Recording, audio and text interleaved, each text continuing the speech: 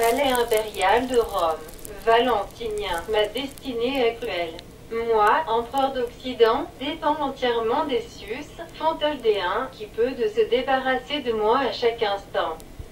Mais je ne savais pas qu'une épreuve encore plus terrible m'attendait. Attila et Honoria veulent se marier. Je dois l'empêcher à tout prix. Attila veut créer avec elle l'Empire romano-eunique et m'écarter rapidement du pouvoir. Puis ils m'exécuteront afin d'éviter un complot contre eux. Honoria ne pardonnera pas à moi et Essius la mort de son ami et son exil à Constantinople. À moi et Essius. Ainsi donc, Essius va aussi souffrir en cas du mariage d'Attila et Honoria. Entre Essius. Essius, cher Valentinien. J'ai reçu une lettre du patrice d'Orient. Valentinien, qu'écrit-il? Essius, afin d'éviter un nouveau conflit avec les Huns, il conseille d'envoyer Honoria à Attila. Mais il est si fortement frappé par la défaite de l'Empire d'Orient qu'il ne voit aucune autre issue. Valentinien, pensez-vous qu'il existe une autre issue? Essius, il faut réfléchir. Valentinien, Pater Carissimus et Amantissimus. Imaginez quelque chose. Honoria ne nous pardonnera jamais l'exécution de son ami et son long exil. Essius, cher Valentinien, si nous étions des parents, je ferais pour vous tous même des choses impossibles. Il me semble que Gaudensius pourrait être un fiancé idéal pour la princesse d'Oxie, votre fille.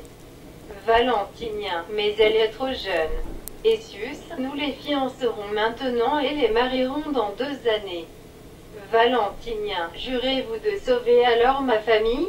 Essius, je jure au nom de notre Seigneur Tout-Puissant que je ferai tout pour sauver votre famille pour que votre fille et mon fils soient heureux. Valentinien, sauvez l'Empire et Dieu vous récompensera. Je parlerai avec ma femme et ma fille. Je pense qu'elles seront d'accord.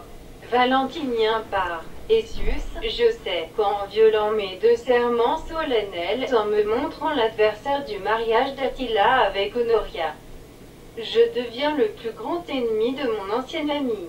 Mais j'ai arraché la promesse de Valentinien d'accorder la main de sa fille, la princesse d'Oxie, à mon fils. Valentinien est très paniqué. Il ne s'est même pas aperçu que j'ai juré de sauver sa famille mais pas lui-même.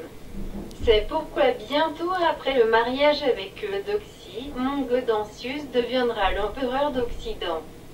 Pour cela je devrais résister à Attila pendant 2 ans. Mais puis-je résister à Attila? Je ne peux compter que sur ma connaissance des coutumes des Huns et leur tactique de la conduite de la guerre. En effet, personne parmi les Romains ne le sait mieux que moi. Je sais bien que le but d'Attila ne sera pas l'occupation des grands territoires et que l'invasion des grandes masses de la cavalerie en dehors de la zone des steppes ne dure jamais longtemps. Ces expéditions éclairs sont toujours courtes.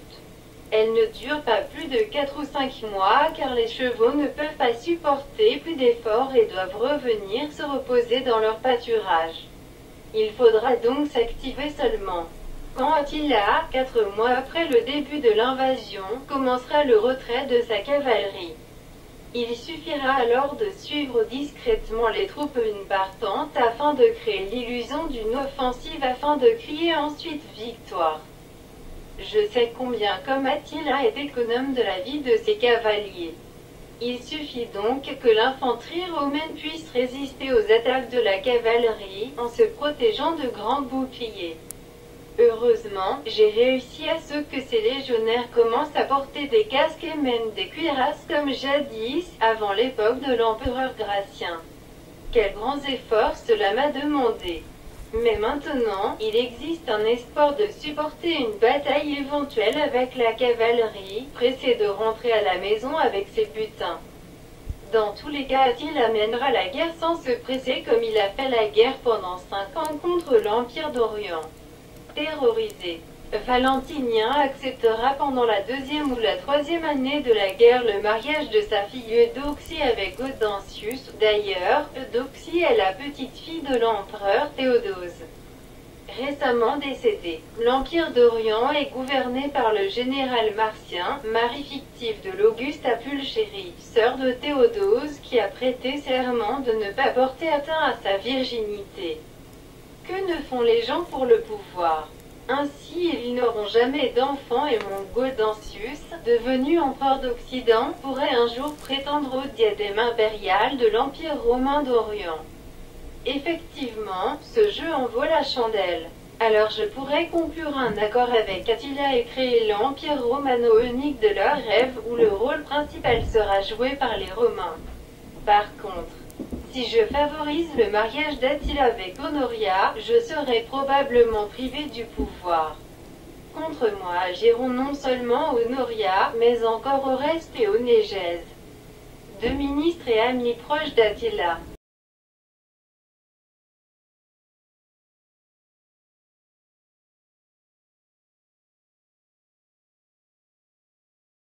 La princesse Honoria doit être obligatoirement enfermée sous une garde renforcée, afin d'éviter son évasion vers Attila, ce qui gâcherait tout son jeu.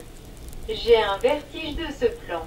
Grandiose et risqué. Il serait plus simple d'aider Attila et Honoria à se marier, alors Attila, reconnaissant, me trouverait une charge honorifique, par exemple, la direction du Sénat. Pourtant, ce n'est pas suffisant pour moi quand il y a l'espoir d'être égal d'Attila. Toutes ces années, malgré notre amitié, je me sentais dépendant de lui. Attila, mon ami, pardonne-moi. Mais pour devenir de vrais amis égaux, nous allons être provisoirement d'ennemis.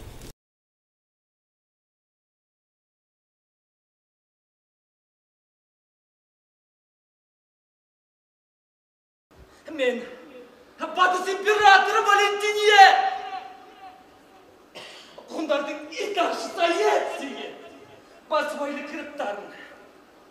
Тіпті Таеци. Мына Батыс император мені көзімді кез келген сәтті құртып жібере алады. Алайда мен өзімді бұдан асқан сұмдық күтіп тұрғанын білмеппін. Аттила мен Гонория үйленгісі келеді.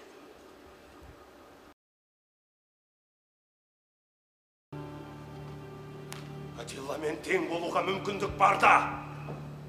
Азды қанағат тұтып маған не көрініпті?